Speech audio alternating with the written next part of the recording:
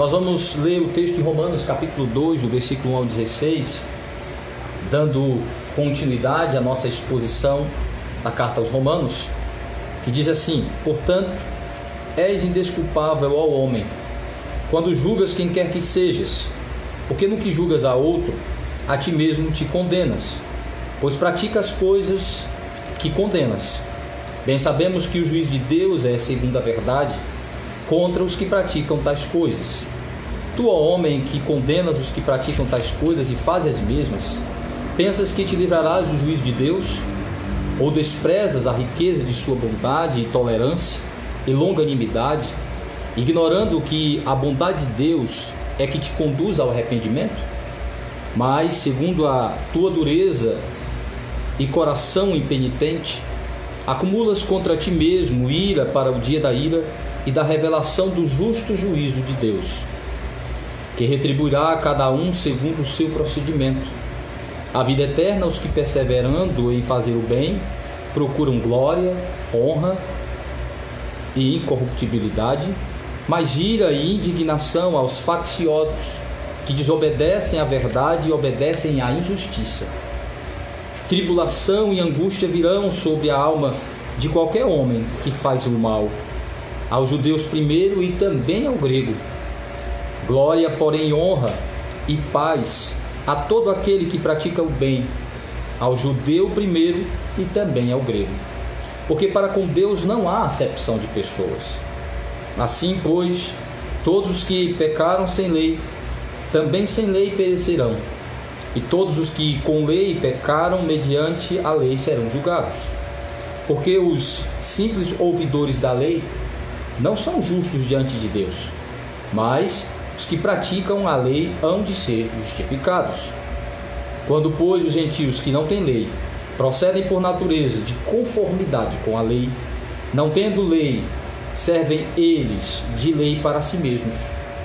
Estes mostram a norma da lei gravada no seu coração, testemunhando-lhes também a consciência e os seus pensamentos, mutuamente acusando-se ou defendendo-se, no dia em que Deus, por meio de Cristo Jesus, julgar o segredo dos homens em conformidade com o meu Evangelho.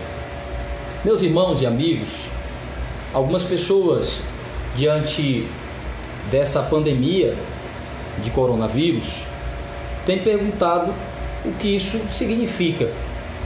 Se esta epidemia tem a ver com o juízo de Deus, se ela tem a ver com sinais da volta de Jesus Cristo, com sinais do fim do mundo, o que isso tem a ver, o que de fato significa tudo isso? Será que nós estamos, de alguma forma, simplesmente colhendo os frutos ou resultados das ações irresponsáveis dos homens? Teria Deus alguma relação com o que nós estamos passando? Tem isso alguma relação com o Senhor? O que é que nós podemos encontrar de resposta no que diz respeito à Escritura e à teologia? Que relação isso tem a ver com a Escritura? Que entendimento nós encontraremos na Palavra de Deus? O que a Bíblia e a teologia têm a nos dizer a respeito disso? Primeiro, eu gostaria de dizer que, como pastor presbiteriano, como um crente reformado, como um crente confessional que acredita que a Palavra de Deus ela é suficiente para a nossa fé e a nossa prática, que nós não temos novas revelações, que nós não temos profetas, nós não temos novas revelações da parte de Deus, não acreditamos que tenha alguém que Deus esteja revelando hoje, dizendo o que isso significa. Que somos capazes de ouvir do próprio Deus o que isso significa especificamente com uma nova revelação. Nem também acredito que isso tem a ver com uma profecia específica na Escritura. Alguns estão citando o texto de Isaías, dizendo que esse vírus foi de alguma forma profetizado, que isso tem a ver com alguma profecia específica. Não acredito que o coronavírus seja o cumprimento de uma profecia que esteja nas Escrituras. Mas o que nós acreditamos? Acreditamos que a Escritura ela é suficiente, é um cano fechado de revelação que tem como objetivo não estar dentro de uma profecia específica, mas dentro dos sinais que apontam para a volta de Jesus Cristo, para o retorno de Jesus Cristo. Todas as coisas nos preparam para esta realidade. Ou seja, são sinais de que ainda estamos debaixo do juízo de Deus, debaixo da ira de Deus, e que Deus usa isso para trazer disciplina e punição sobre o mal, mas também para despertar os homens para que se humilhem e busquem ao Senhor, crendo no Evangelho, crendo em Jesus Cristo. Portanto, nosso entendimento é que todas as calamidades, todo o sofrimento, toda a tragédia que esteja relacionada aos nossos dias fazem parte do juízo temporário de Deus, fazem parte da ira de Deus e nos apontam para que o mundo está sendo preparado para o julgamento final, para ser colocado diante de Jesus Cristo, para ser julgado por Ele, para que os maus, os ímpios, recebam a justa punição e os crentes em Jesus Cristo recebam a vida e a glória eterna em Cristo. E é a respeito disso que o apóstolo Paulo, de alguma forma, nos fala nesse texto. O apóstolo Paulo fala dessa realidade escatológica presente e futura, de que a ira de Deus já está presente, trazendo juízo sobre a humanidade, mas também ela é uma realidade futura, nos prepara para o dia do julgamento do Senhor. Então devemos olhar para esta realidade como a presença do juízo de Deus, da ira de Deus, mas também apontando e nos preparando para o juízo final, o julgamento final do Senhor sobre as nossas vidas. E Paulo fala isso em um contexto em que ele está explicando por que nós precisamos de salvação. Por que os homens precisam de uma justiça providenciada por Deus? Isso ele inclui judeus e gentios. Ele divide a humanidade em dois grupos, em judeus e gentios, dizendo: esses dois grupos, apesar de suas diferenças, existe uma similaridade, uma universalidade. Todos são pecadores, todos estão debaixo da ira de Deus e todos precisam de salvação. Mas para explicar como que a salvação chega a todos os homens, através da fé em Jesus Cristo, como a justiça providenciada por Deus chega a nós, Paulo vai explicar primeiro por que isso é necessário, porque todos estão debaixo da ira de Deus. E ele começa especificando a situação dos gentios, como nós vimos na exposição passada, como o apóstolo Paulo explica que os gentios estão debaixo da ira de Deus por se afastarem do Senhor, por reter a sua verdade, substituindo-a pela mentira produzida pelos seus corações, se transformando de adoradores de Deus em adoradores de coisas criadas, de falsos ídolos, adorando a criatura no lugar do seu Criador e recebendo por isso a justa punição de Deus. E essa punição vindo através da maldição em que Deus entrega o coração dos gentios para praticarem toda sorte de imoralidade e perversão, desonrando os seus corpos, praticando toda sorte de imoralidade sexual, em que Paulo bota a homossexualidade como ponto alto dessa depravação, como sinal do juízo de Deus. Mas também o apóstolo Paulo diz que Deus os entrega ao seu coração mau e perverso para terem uma disposição mental reprovável, praticando toda sorte de atitudes antissociais, que trazem guerras, discórdias, que trazem destruição para o homem e para a humanidade de um modo geral. E depois do apóstolo Paulo dizer que essa situação dos gentios, que os gentios se afastaram de Deus e por isso a ira de Deus está sobre eles, Paulo agora no capítulo 2, antes de falar sobre a situação dos judeus, que também é uma situação de estar debaixo da ira de Deus e precisar da justiça de Cristo para se livrar desta ira, que não é pela obediência à lei, mas é pela fé em Jesus Cristo, Paulo vai trazer um personagem fictício, ele vai apresentar um personagem que não é uma pessoa específica, mas um personagem que representa a situação tanto de judeus como gentios, mas mostrando que o juízo de Deus é geral e não só sobre aqueles que praticam pecados hediondos, terríveis, como o apóstolo Paulo colocou, como a depravação se manifestando através de uma promiscuidade, de manifestações explícitas de imoralidade sexual ou de ações violentas dos homens, destruindo as relações interpessoais. Paulo também vai dizer que aqueles que aparentemente são moralmente melhores, pessoas que não praticam estas coisas com tanta explicitude, Paulo diz que eles também estão debaixo do juízo de Deus.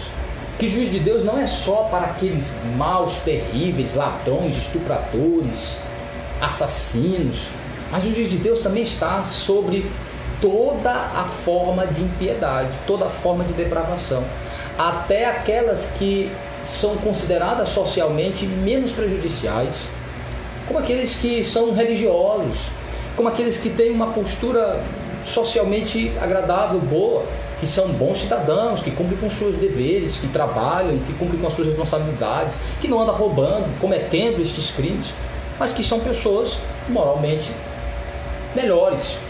Mas Paulo vai dizer que os juízos de Deus também estão sobre estes.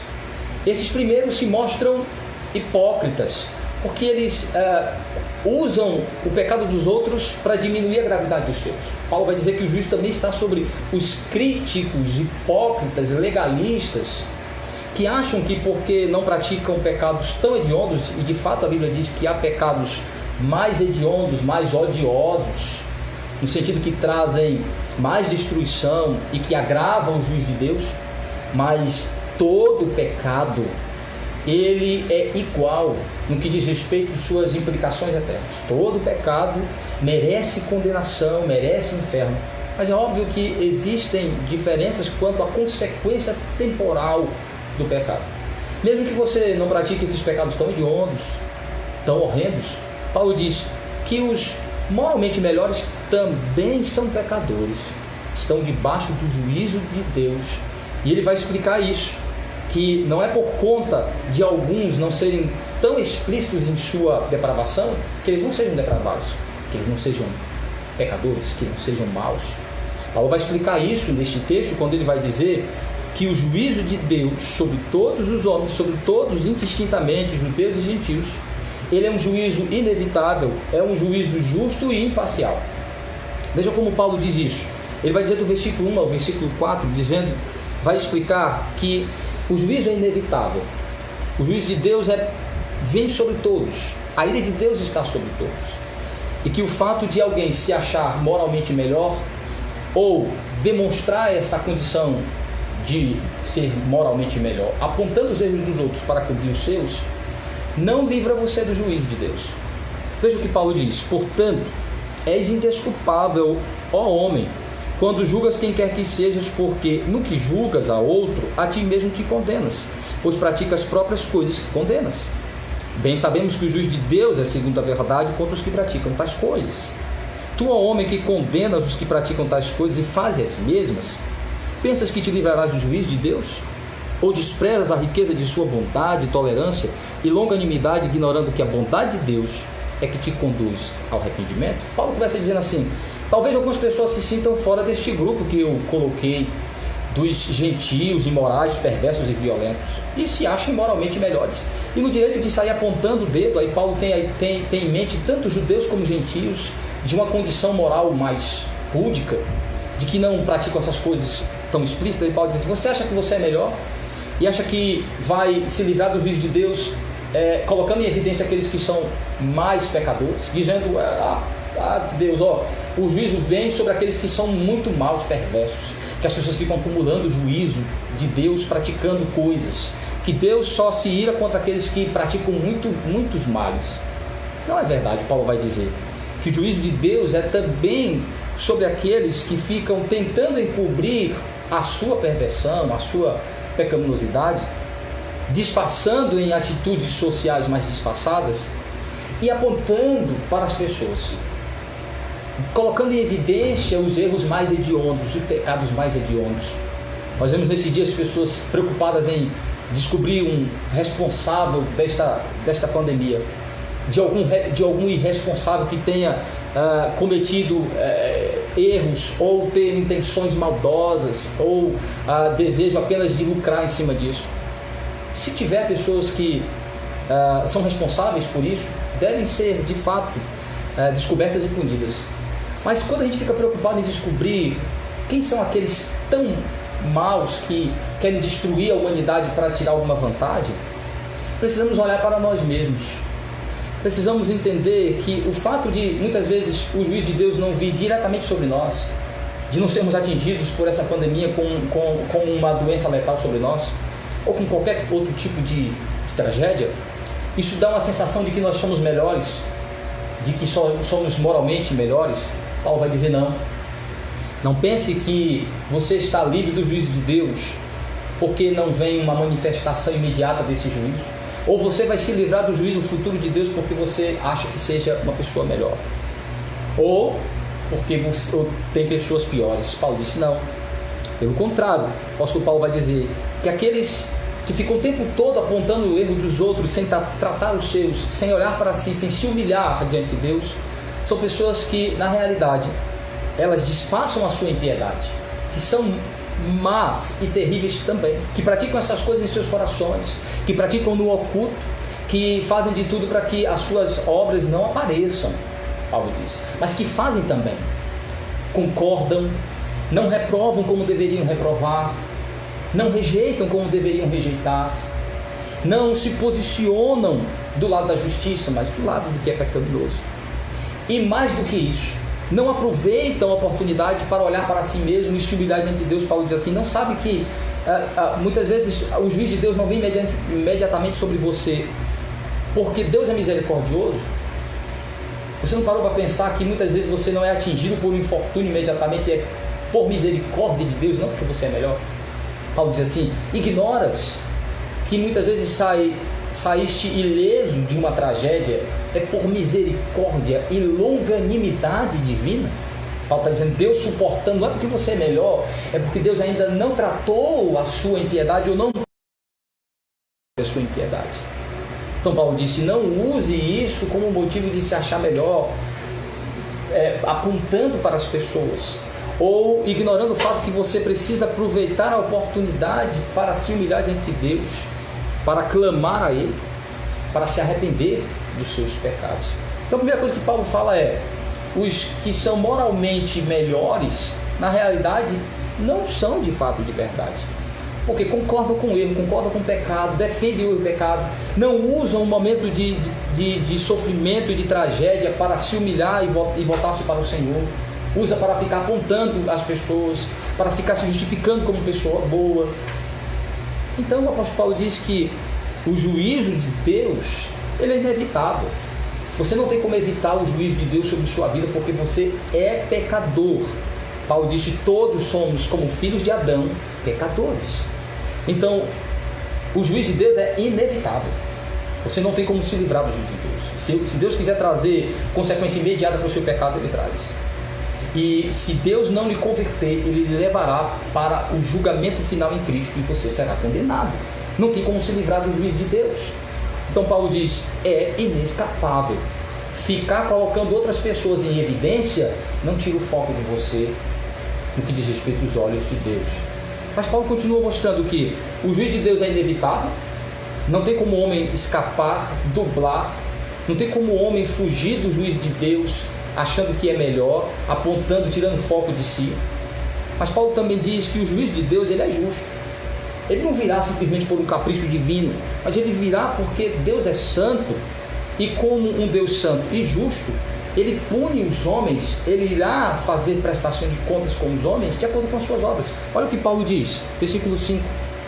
Mas segundo a tua dureza e coração impenitente, acumulas contra ti mesmo ira para o dia da ira e da revelação do justo juiz de Deus, que retribuirá a cada um segundo o seu procedimento.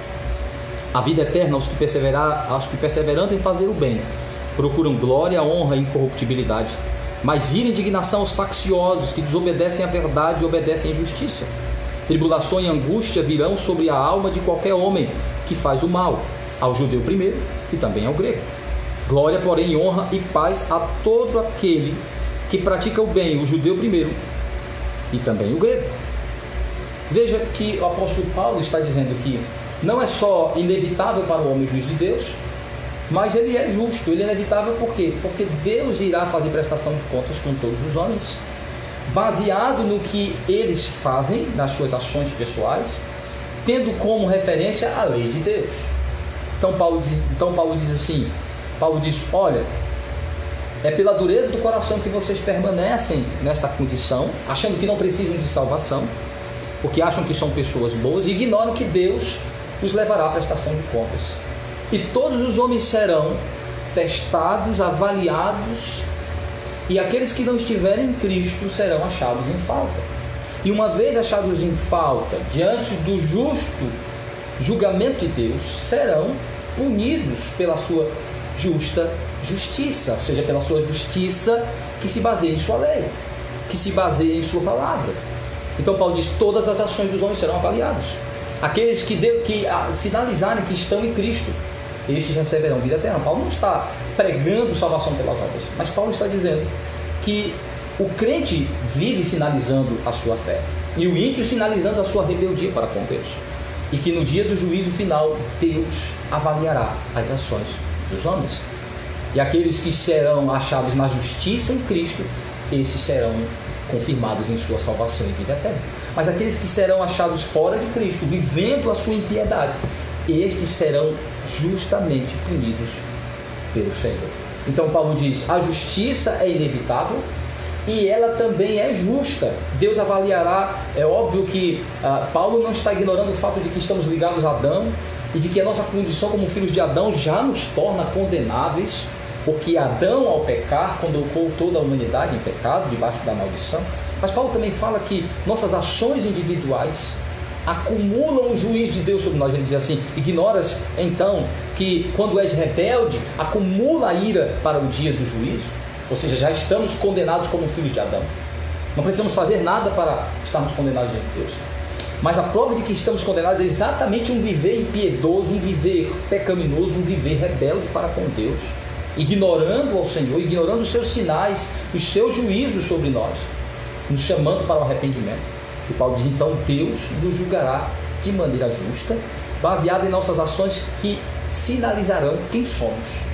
Se somos pessoas que vivem na justiça de Cristo ou na sua justiça própria, como rebeldes, idólatras e desobedientes ao Senhor e à sua palavra. E finalmente Paulo vai dizer que o juízo de Deus, ele é inevitável, ele virá sobre todos os homens de maneira justa e ele é imparcial. Ou seja, Paulo vai dizer que Deus julgará tanto judeus e gentios, baseado na lei do Senhor, e que não irá privilegiar ninguém. Deus não usará uma medida diferente, a ponto do próprio apóstolo Paulo explicar que, sendo a lei a base do julgamento de Deus, a base justa de seu julgamento, avaliando as ações, Paulo diz: tanto judeus como gentios estão debaixo desta lei, mesmo eles tendo essa lei de maneira diferente. Os judeus tendo a lei como uma palavra revelada e os gentios tendo a lei como princípios impressos no seu coração, na sua mente. Veja o que Paulo diz. Ele diz: portanto, porque para com Deus não há acepção de pessoas, versículo 11, assim pois todos os que pecaram sem lei, também sem lei perecerão, e todos os que com lei pecaram mediante a lei serão julgados. Porque os simples ouvidores da lei não são justos diante de Deus, mas os que praticam a lei hão de ser justificados. Quando, pois, os gentios que não têm lei procedem por natureza de conformidade com a lei, não tendo lei, servem eles de lei para si mesmos. Estes mostram a norma da lei gravada no seu coração, testemunhando-lhes também a consciência e seus pensamentos, mutuamente acusando-se ou defendendo-se. No dia em que Deus, por meio de Cristo Jesus, julgar os segredos dos homens de conformidade com o meu Evangelho. Então Paulo diz assim: o juízo de Deus, ele não é só inevitável, como ele é justo e também imparcial. Deus não irá privilegiar os judeus porque eles receberam a lei escrita. Paulo vai dizer: primeiro, ter a lei na mão, ter a Bíblia na mão, não faz de você necessariamente uma pessoa justa, uma pessoa moralmente melhor, boa. Ter o nome de cristão, o nome de religioso, o nome de crente, não faz de você necessariamente uma pessoa salva. Ter a Bíblia na mão, Paulo diz, ter a lei não faz do judeu necessariamente justo. Paulo diz: é necessário que esta lei se traduza em uma fé, em uma devoção, em uma humilhação. Ele diz: quem são os verdadeiros justificados? Aqueles que satisfazem a lei. Mas para satisfazer a lei, o homem não pode obedecê-la. Então Paulo está ensinando que para os judeus satisfazerem a lei de Deus, para serem achados justos, eles precisavam crer em Jesus. Eles precisavam acreditar que Jesus era o cumprimento da lei para eles, que somente pela fé em Jesus Cristo essa justiça vinha para eles. Então Paulo está dizendo: o fato dos judeus terem a lei escrita não fazem necessariamente eles melhores porque têm a lei. Se eles não crerem na lei, claro que os fazem privilegiados, mas não diante do juiz de Deus, diante de oportunidade. Então Paulo diz assim, o judeu ter a lei na mão não o faz imune ao juiz de Deus se essa lei não for submetida em humilhação, humildade, fé e obediência. Mas Paulo também vai dizer para os gentios que é mentira que os gentios não têm lei, de que mesmo os gentios não tendo a base do que nós chamamos de consciência, que é quando o homem tem um senso básico da moralidade e consegue distinguir entre certo e errado, em se justificar ou se defender ou se absolver ou se condenar diante do que faz, do que é certo e errado, em princípios básicos, Paulo diz, a lei está impressa na mente do gentio. Exatamente porque esses preceitos despertam a sua consciência para um proceder mais correto. Mas tanto a lei na mão do judeu não é suficiente para salvá-lo, nem para livrá-lo, para muni-lo diante do juiz de Deus. Também a ignorância do gentio em relação a uma lei escrita não faz dele imune ao juiz de Deus e desculpável. Pelo contrário, Paulo vai dizer, ambos têm a lei e ambos serão julgados conforme aquilo que tem da lei. Claro que haverá um agravante para o judeu que rejeitar Jesus Cristo, um atenuante para o gentio que nunca ouviu o Evangelho, mas a condenação é certa para aqueles que rejeitam a Cristo, que transgridem a lei de Deus. Então Paulo está dizendo que não há parcialidade no julgamento de Deus, ele usará a sua lei e punirá segundo a sua lei, tanto judeus como gentios. O que significa? Significa que um crente, uma pessoa que está na igreja, um religioso, uma pessoa que tem contato com as Escrituras, seu julgamento será mais severo diante de Deus. Haverá agravantes pelo privilégio que ele tem de ter contato. Mas ter a lei, ter a Bíblia por si só não faz desse indivíduo salvo. É necessário que esta palavra tenha alcançado o seu coração de maneira salvadora. Mas o fato de uma pessoa não estar na igreja, nunca ter ouvido o Evangelho, não faz dela também imune ao juiz de Deus, ou não faz a sua ignorância uma desculpa. Paulo vai dizer que ele conhece os preceitos de Deus. Você conhece os preceitos de Deus. Você tem um conhecimento básico da moralidade, do que é certo e do que é errado, a ponto de sua consciência ser despertada. E Paulo diz que isso não faz de você uma pessoa imune ao juiz de Deus e não faz de você uma pessoa isenta ao seu julgamento. Portanto, isso o apóstolo Paulo quer igualar a todos na condição espiritual de depravados para dizer que todos precisam de salvação e que todos estarão diante do tribunal de Deus. Tendo isso em mente, meus irmãos e amigos, nós podemos tirar algumas lições importantes para nós. Primeiro, entender que criticar as outras pessoas, apontar os erros das outras pessoas, apontar a incredulidade, a hediondez, a odiosidade da vida pecaminosa das pessoas, não vai fazer de você, isso necessariamente não fará de você uma pessoa melhor, moralmente melhor, santa. Apontar a condição explícita da imoralidade do mundo não faz de você um cristão. Apontar por si só, sem tratar primeiramente os seus pecados, isso não faz de você uma pessoa justa, nem imune diante do juiz de Deus, da ira de Deus. O que é que nos livra da ira de Deus? É errado nós apontarmos os erros das pessoas? Não. Errado é nós apontarmos os erros das pessoas querendo encobrir os nossos, querendo tirar o foco, o olhar de nós, ignorando a nossa condição e a nossa necessidade de salvação. O apóstolo Paulo vai dizer exatamente que isso não muda a nossa situação. Então, ser justificado diante de Deus não tem nada a ver com apontar os erros dos outros. Então nós devemos apontar os erros das pessoas com o objetivo de levá-las para Cristo. Qual é o objetivo? Qual é a função da igreja? É também ser uma voz profética sobre o mundo. Dizer para os homens que sim, essa pandemia, esses males que vêm sobre nós, apontam para o juiz de Deus, que há uma necessidade de arrependimento, que há uma necessidade de um conserto para com o Senhor. Mas nós precisamos denunciar o pecado do mundo, mas também apresentar Cristo, a cruz. Mostrar que a justiça que as pessoas precisam não está em nós, não está em mim como cristão necessariamente, não está na minha pessoa, em mim como indivíduo, não está em minha moralidade melhor, não está em minha condição de um ser humano melhor, mas está em Cristo e somente nele.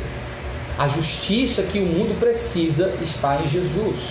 Nós precisamos apontar sim o pecado no mundo, mas precisamos ao mesmo tempo apontar para a cruz de Cristo, porque lá o mundo encontrará a justiça que cobrirá os homens da ira de Deus e os livrará do seu juízo.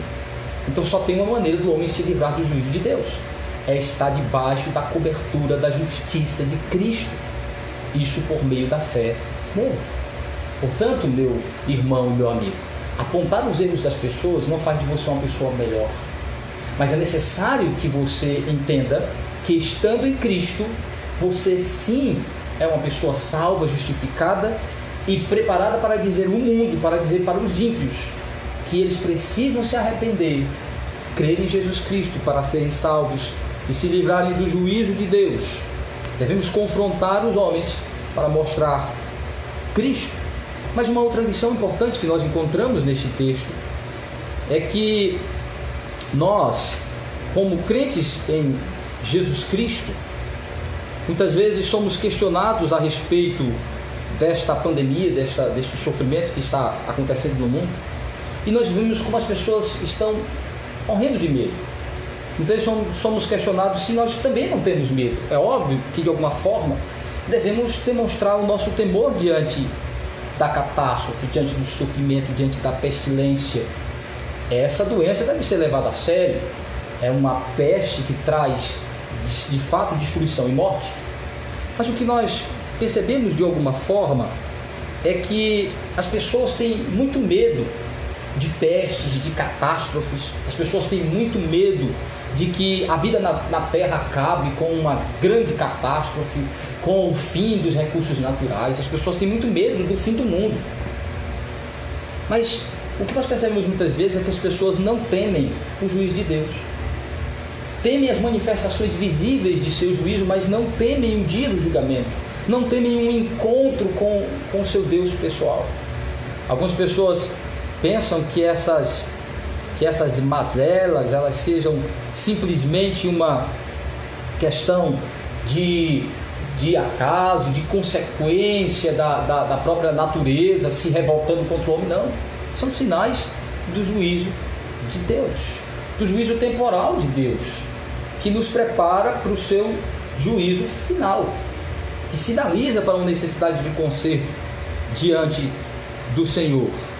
Mas é importante dizermos que o juízo de Deus não está só sobre os perversos, os odiosos, mas sobre todos nós, sobre todos os pecadores, sobre todos os filhos de Adão, não só sobre aqueles que blasfemam de Deus, não só sobre aqueles que odeiam o Evangelho, mas também sobre aqueles que são hipócritas, sobre aqueles que são falsos religiosos, sobre aqueles que fazem mau uso do Evangelho para benefício próprio, são sobre aqueles que tratam com desprezo as coisas de Deus, aqueles que transformaram o culto em um mero formalismo.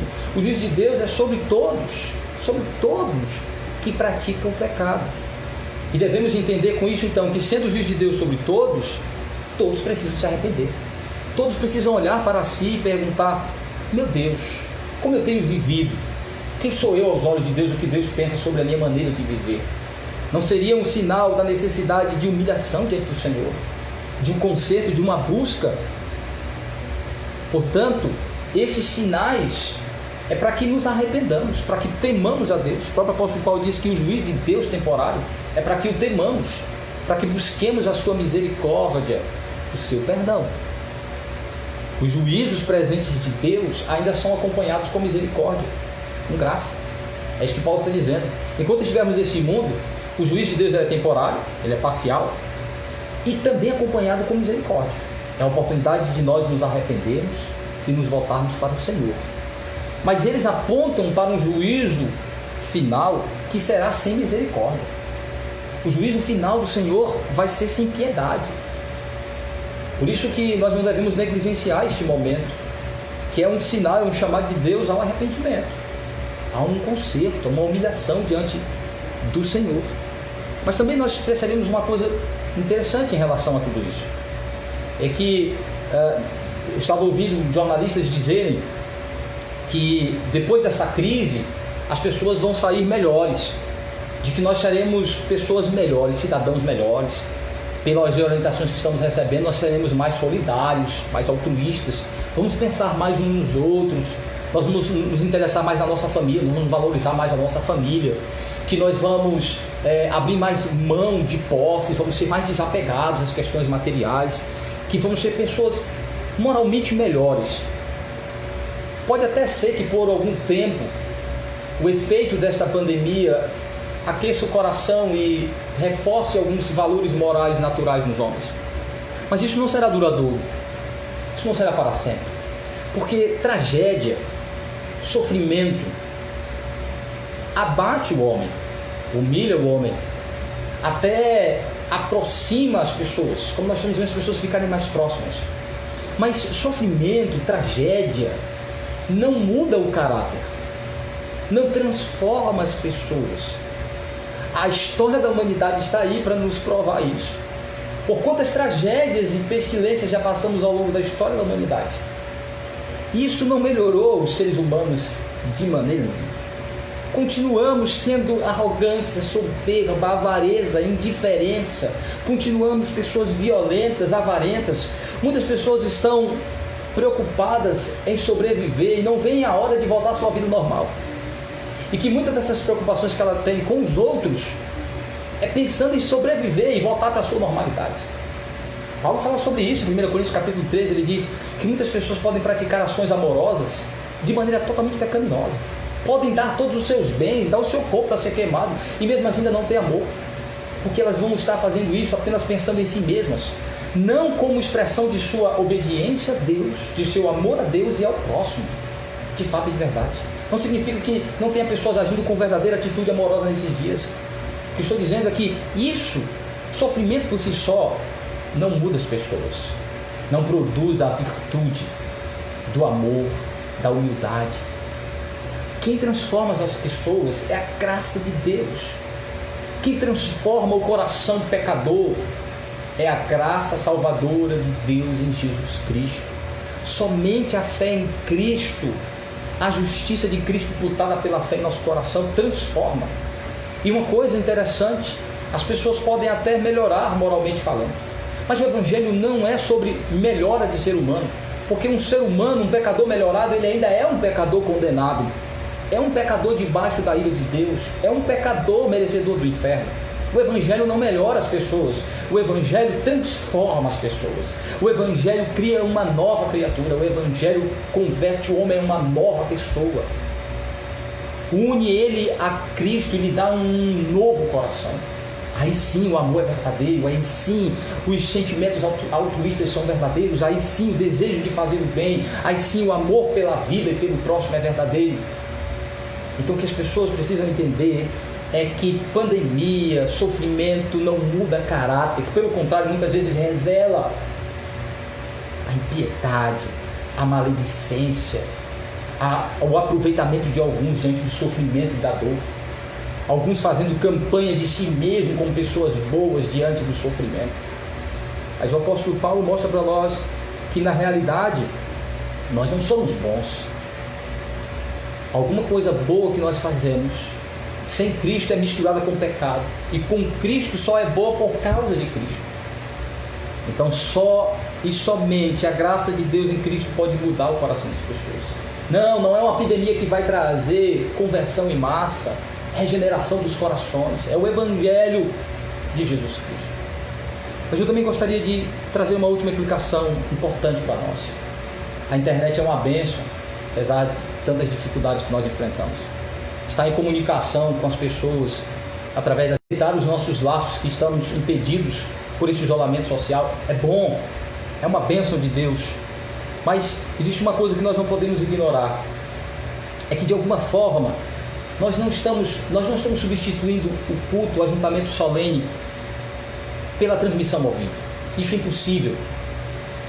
Não temos mais templo na nova aliança, mas o ajuntamento solene do crente, os crentes juntos, é o templo espiritual. A igreja, o ajuntamento solene é de instrumental importância para a manifestação da glória de Deus, para que ele seja adorado e edifique a sua igreja. Então, de alguma forma, nós estamos sendo impedidos de cultuar. Não seria isso também um sinal do juízo de Deus sobre nós? Será que Deus não está de alguma forma trazendo uma disciplina sobre a sua igreja, um juízo sobre a sua igreja, de um modo geral, pela maneira como nós temos tratado o culto de Deus ao longo desses anos? Muitas vezes transformando o culto em um mero formalismo, um cerimonialismo frio, sem vida, sem verdadeira disposição de cultuar e adorar ao Senhor. Será que nós não estamos transformando o culto em palco de festa, entretenimento, em exploração da fé? Será que Deus não chegou o tempo dele trazer juízo sobre nós, tirando de nós o culto temporariamente, para que nós possamos entender como estamos profanando e desprezando o culto a Deus? Estamos fazendo, não substitui o ajuntamento solene, o culto ao Senhor. Estamos impedidos. Isso deveria aquecer seu coração, deveria de alguma forma atingir seu coração de tal maneira como o povo de Deus da antiga aliança, que foi levado ao cativeiro babilônico e passou 70 anos impedido de cultuar ao Senhor no templo, e chorava todos os dias que eram lembrados que estavam distantes de sua terra. Como o salmista diz, como ele chorava ao lembrar das caminhadas do povo de Deus indo para o templo. Você deveria chorar por isso também. Como você tem tratado o culto de Deus, o ajuntamento solene à igreja? Este é o momento de pensarmos sobre isso, da igreja refletir sobre como estamos tratando as coisas de Deus. Será que não estamos recebendo uma disciplina do Senhor em que Ele remove por um tempo tudo isso para que entendamos como estamos lidando com tudo isso? Pense sobre isso, meu irmão. Pode ser também o juízo de Deus sobre sua igreja, para despertá-la para um concerto, para um verdadeiro avivamento. Talvez isso seja uma oportunidade de Deus trazer um grande avivamento, nos levando de volta para as suas escrituras, para a sua palavra.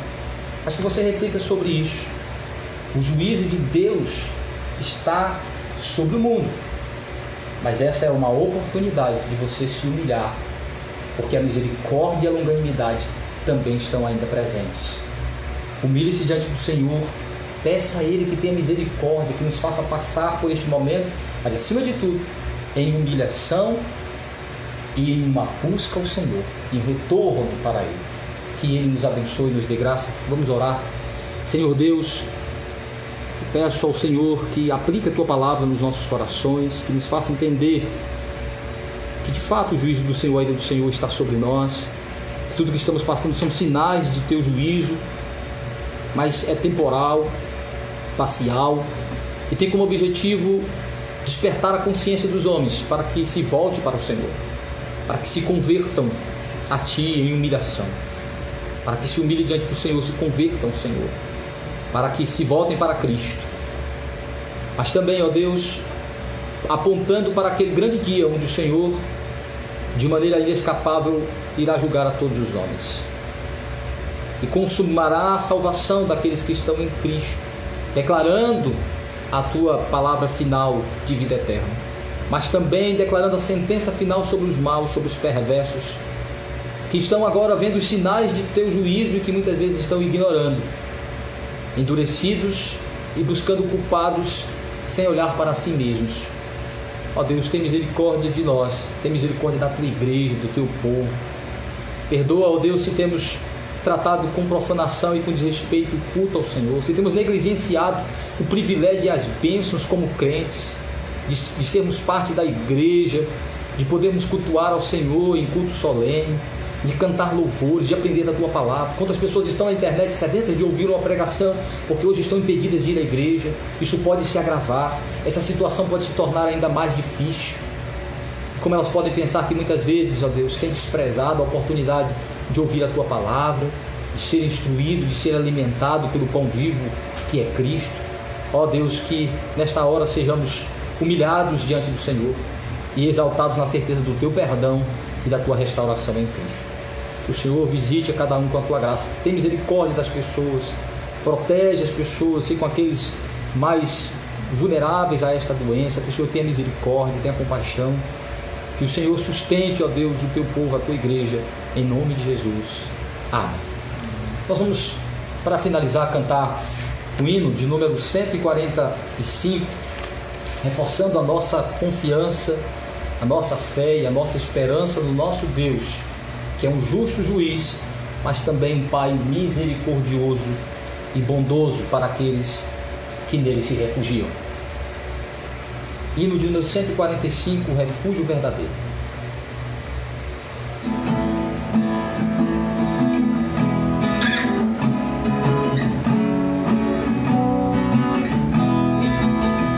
Seguro estou, não tenho temor do mal, sim, guardado pela fé em meu Jesus. Não posso duvidar desse amor leal, ele em seu caminho sempre me conduz. Não me deixará, mas me abrigará do pecado vil, me vem livrar. A sua graça não me recusará, sim, Jesus é quem me pode sustentar.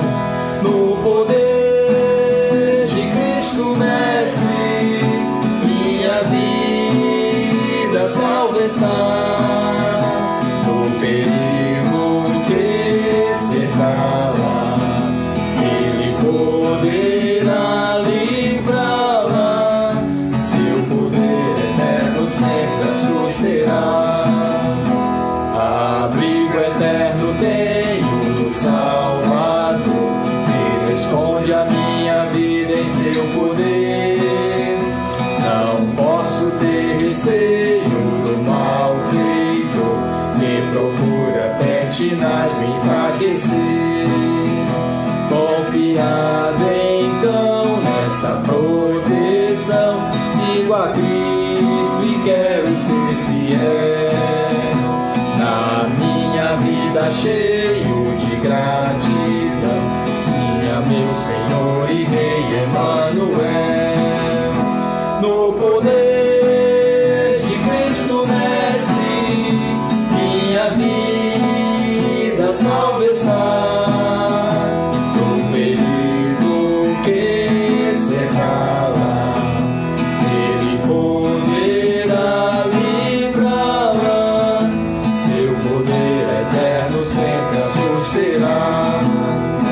Perigo algum me pode causar temor, pois meu Salvador não me abandonará. Com sua proteção e com seu amor, dirigindo a minha vida ele estará. Nunca o deixarei, mas fiel serei, sempre firme, cheio de fervor. Estando bem firmado em Jesus, meu Rei, sigo avante confiando em seu amor. No poder de Cristo Mestre, minha vida salvação. No perigo que cercá-la, ele poderá livrá-la. Seu poder eterno sempre a susterá. Queremos só reforçar os avisos que você, se não precisar sair de casa, fique em sua casa, obedeça aí essa orientação de quarentena, protegendo a sua vida, a sua família, seus entes queridos. Mas você, como crente em Jesus Cristo, mantenha a sua vida devocional, ore ao Senhor, leia as Escrituras, acompanhe nas redes sociais aquilo que é bom para o seu crescimento espiritual, pregações. Nós temos nosso canal no YouTube da Igreja Presbiteriana do Parque P. Os irmãos também podem acessar lá e rever as pregações que estão postadas lá no nosso canal. E orem para que Deus nos dê bom tempo, para que Deus nos permita retornar à nossa normalidade. Se a situação permanecer dessa maneira, no próximo domingo nós estaremos mais uma vez, se Deus nos permitir, nos der vida, fazendo mais uma transmissão. Que Deus abençoe a todos, que Deus nos dê uma boa semana debaixo da sua graça em Cristo Jesus. Deus abençoe a todos.